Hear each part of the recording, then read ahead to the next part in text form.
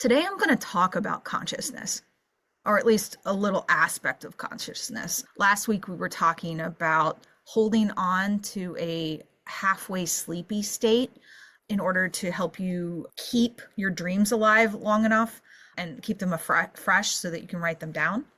And today, I'm going to talk about a different type of consciousness. It still is that holding consciousness where you're trying to be curious and open and noticing fantasy and things coming up from your imagination.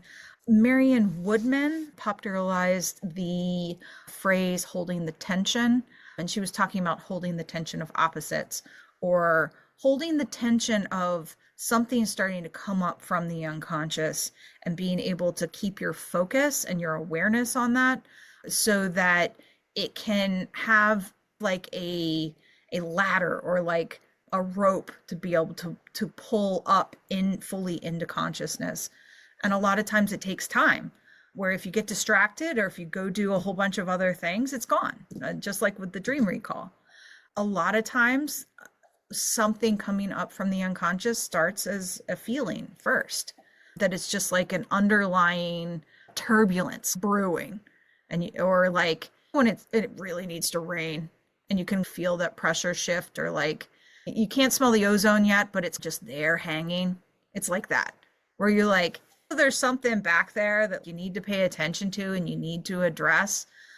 It used to be for me that it wouldn't pop into my consciousness until my period started. And then whatever seawall I had against it was just gone and it just broke through, like through the floodgates thing.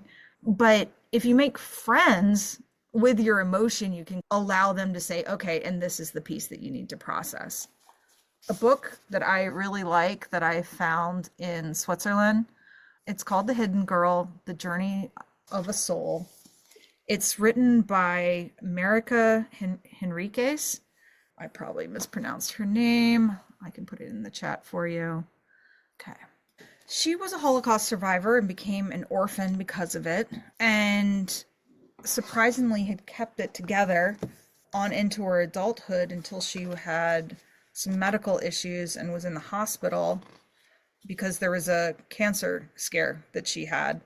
So she wound up in a bed after having really extreme surgery and being in a lot of terrible pain and just not being able to hold it together with her normal defense mechanisms, because she had to be still. She was just sitting there with herself in pain. Anybody that's been in a lot of physical or medical pain, that's a hell unto itself. And somebody suggested to her, well, start drawing it. Like if you can't handle it, like just put it out there and start scribbling, and gave her a box of crayons. So I want to show you some of these images because they are not fine art quality. And I feel like that's one of the biggest barriers that a lot of adults have, saying, I can't do art. I can't do art therapy. I'm not an artist. And it's not about fine art. It's about sitting with yourself and holding that tension and giving yourself witness in that space on the page to be able to hash out what you're feeling and be able to express it. So here's one of the first images where she is on that hospital bed, just surrounded by pain. And then this is her caption for the next image. It seems as if my creativity, like bits of my body, were now rolling out of me, bumping along narrow hospital corridors, down the lifts, disappearing into the streets. I felt simultaneously empty, and in that hollow place in my middle, also full with a leaden heaviness. I feared that I would never be whole again. Yet this initial drawing indicated that despite suffering, the suffering and the loss, the possibilities of new beginnings were there as well. So, I mean, it's a very rudimentary figure, but even just the 3 circles for the face and all of these things just coming out of her, it looks painful and cathartic at the same time. Hopefully you can see that. And simple drawings that just really communicate a lot. I'll show you a couple more. And through therapy, she started to find some hope from that. Here's one from her child self of not having a say and having her identity obliterated. Maybe there's hands in there, there's no mouth. She had been holding at bay for just years and years and years and finally needed to address. The thing with emotions is if you had trauma and you didn't have a say or it wasn't safe for you when it happened, if you don't have the space to be able to feel in your body what you needed to have felt then, it'll stay stuck. So creating that space of feeling safe, maybe for the first time ever, and then having a space where it's like, okay, I can pour a little of this emotion in here. It's not a giant black snake that's going to eat me alive. I can metabolize it in small amounts and keep coming back to it and working through little bits of it. That's that holding the tension part of like, I know this is uncomfortable, and yet it's almost like having a cyst. A cyst forms around something either to wall off a virus or a foreign object or something like that. And then at some point it starts to come up to the surface when it can finally be expelled. It's that same thing. And sometimes you have to have it drained or have to have it removed. But, the emotional piece needs to come to the surface if you want to stop that cycle where it's like continuing to bang at the door. So that's what I wanted to show you from her story. It's a beautiful story with poetry, but I just think it's a wonderful example of drawings. There's so many books with incredibly beautiful paintings, but that can also be overwhelming and intimidating in its own way. I think that's a misunderstanding. It's like, I want the bad feelings to go away. It's like you want to understand them and put them into context. And from that, you can metabolize them in a way that they can turn into, you can unlock the energy from them and not have them beating you up anymore.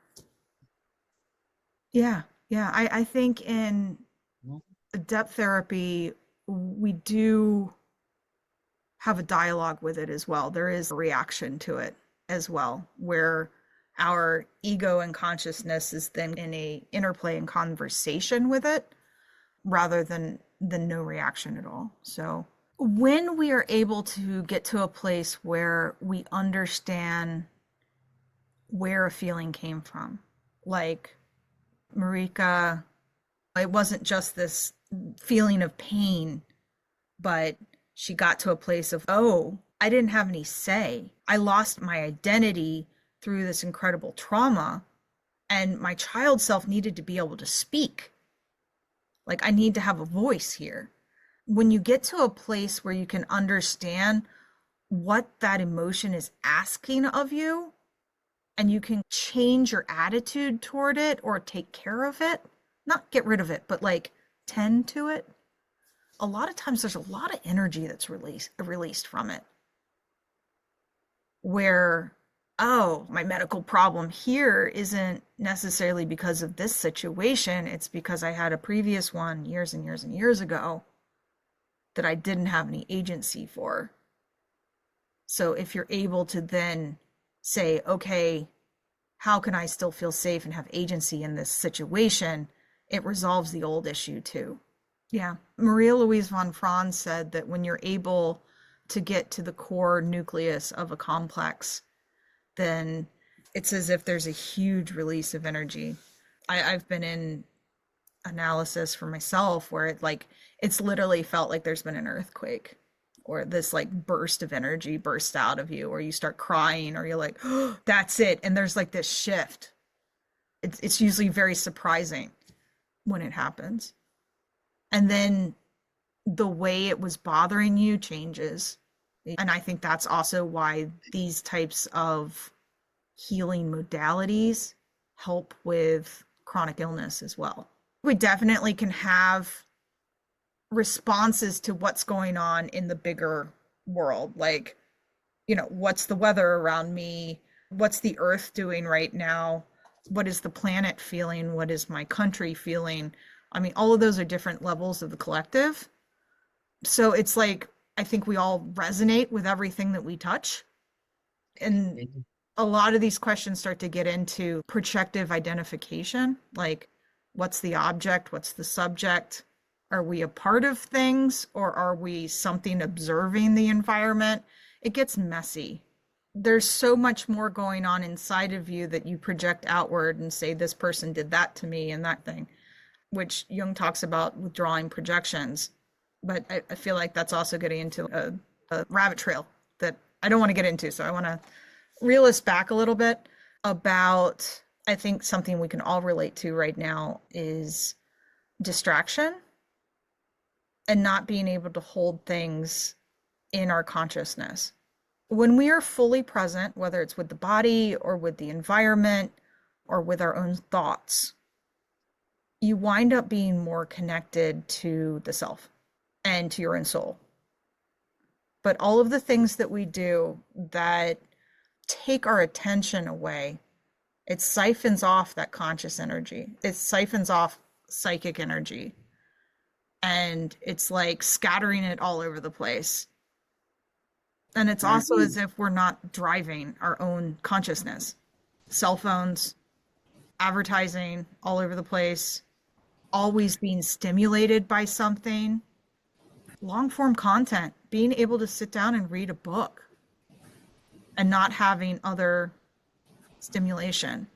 When we spend time with our own internal process, that's when we start to be able to have things come up from the unconscious. I mean, and that could be a meditation, or that could just be in life of turning down the external. The word attention is at tension. So when you're holding something, something's holding your attention, you're literally like, it's like you're pulling on it. And if we push it away, well, I mean, I think we could brainstorm different ways to push away our consciousness from our inner world. Cell phones is one. TV, it could be music. I don't play music during my sessions because I want people to be aware of what's going on inside of them. It's like that you walk into a church and it's like completely quiet. I want it to be like that, where it's like the stillness holds you. Switching gears too often, that plays around with our emotions too. Of if you are watching things in short clips, you don't have time to process anything. If you're too busy and you don't have space at the end of the day, that can even mess up your dreams. If you don't have time to process what's happened during the day before you go into an unconscious place. I had a blog series on rest, and it's about active rest. It's not about sleeping. It's about creating space and doing things that reduce the overwhelm and reduce the overstimulation. Overstimulation is a huge problem where we disassociate from our own body. You can do it through food, you can do it through alcohol, through substances. Medications can be a great way to help, but I've also seen people that have medical marijuana cards that, yes, it reduces their anxiety, but it also reduces their consciousness so much that they aren't able to engage and actually work on anything.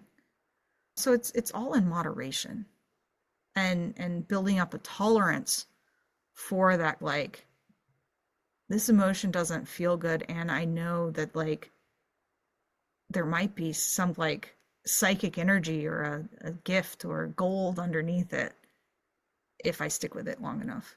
Some things have to gestate, or some things have to like slow cook. And there's a difference between that and just pushing it away and forgetting about it. Because if you just go, oh, I don't know what that is, oh well, and dismiss it, it's like it fell into the water and it just sinks away, and then you're never going to find it down there again. So, I mean, there's a balance there. Marijuana is a depressant, so it reduces psychic activity. So anything that you do that like obliterates your dreams and fogs everything up, once you detox from that, it's going to come up again.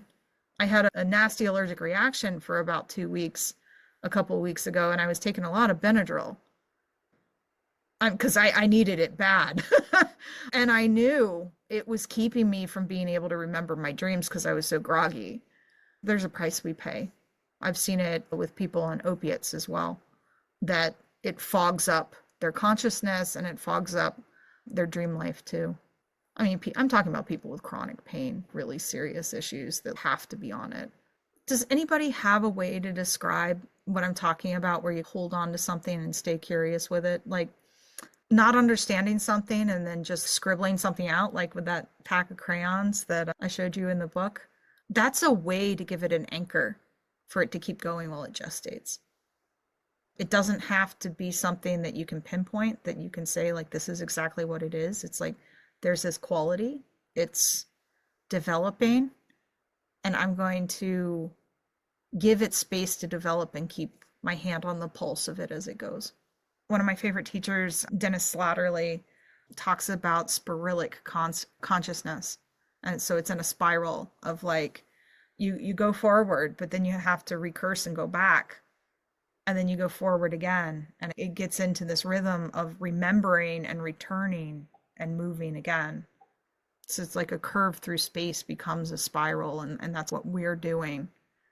And the word remember, it's reassembling, remember. So it's building things back together. And this, I go back and I remember and I return to consciousness and I return to consciousness again. I forget I'm asleep. I return to consciousness. It's not the linear consciousness that we're so used to in our day-to-day productive work lives. So I will direct you back to the suggestion I made for everybody at the beginning of the session about making space to just scribble things out of what does this feel like? Maybe it's just a black and blue scribbly blob. Maybe it is like something that feels like a ball of knots, but it's held up by something, or it's in a box. Even that can create those anchors that you can have a space to allow something to incubate.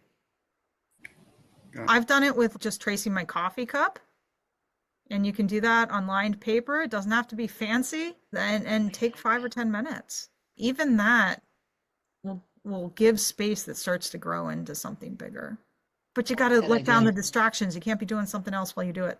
I don't think there's such a thing as too much unless you're using it as a way to disassociate. I feel better when it's a mostly daily practice from a mathematical averages place. When I say every day, I get to this weird perfectionist place that doesn't work out because then I'll get sick or have migraines or like something happens and I'm just like trying to keep up that day. But I think mostly practices are good. Or if you have some ritual that you do morning and evening to give you that, like, I'm tending to the archetypal as well as my in the world life. I think it makes sleep easier. I think it makes, like, it'll feed you in different ways, like feed your soul. I know a bunch of people with some neurodiversity that like, it's like the right level of stimulation. And I think the main difference is, do you feel active? Like I listen to music while I'm cleaning. Like that's helps me keep at it. Is it about keeping you active, or is it going to smooth out some of these unwanted feelings that we're trying to sit with? We're all suffering from a distraction consciousness and overstimulation situation. In the Jungian world, a lot of times we talk about, rather than do you meet the criteria of a diagnosis or not, is considering that all people have a part within them that relates to any diagnosis, that we have the potential for any and all layers of human experience. It's like the part of you that is ADHD or the part of you that has experienced trauma. We all have all these different qualities that are like potentials within us, and recognizing what parts of them are in the forefront at any given time, or what parts of us need to be fed or taken care of. The people that are on the younger side in my practice, we're starting to talk about what would it be to just have a day without your phone. And a lot of them are, I was reading about Gen Alphas saying they don't want to, they eat with other people without phones. So I think there is some hope there. And I think it's going to be like the new punk to say I'm anti-technology as people want to really be present with what matters. Humans getting Wow. together, sharing food, sharing music, dancing, sharing conversation, thinking, reading. I think So it's going to rebellious. become more important.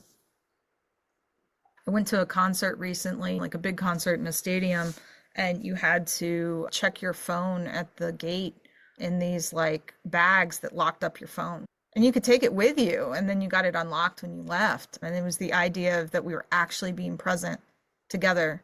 I don't use my phone in concerts anyway because I want to be completely immersed in the experience and not taking pictures for Facebook. So it didn't matter to me, but I thought it was interesting the other people all like talking with each other and things like that.